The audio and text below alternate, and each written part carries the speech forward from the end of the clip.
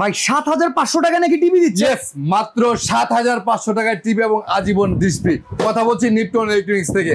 আপনারা যারা কম বাজেটের মধ্যে সবচেয়ে ভালো মানের টিভি নিতে চান, রাফ ইউজ করতে চান, ৭৫০০ টাকার মধ্যে টিভি পাবেন।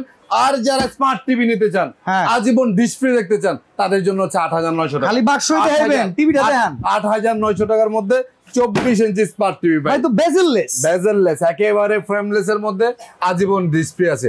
যাদের বাজারটা আরেকটু বেশি তারা কিন্তু 32 ইঞ্চি টিভি নিতে পারেন অনলি ১১৫০০ টাকা। দূর এগুলো এনে রাখছে কেন? ভাঙা যাবো না ভাই? কি ভাঙবো টিভি? কি ভাঙার জিনিস মিয়া? ওরে বাবা, নরমাল জিনিস বিক্রি করি নাকি মিয়া?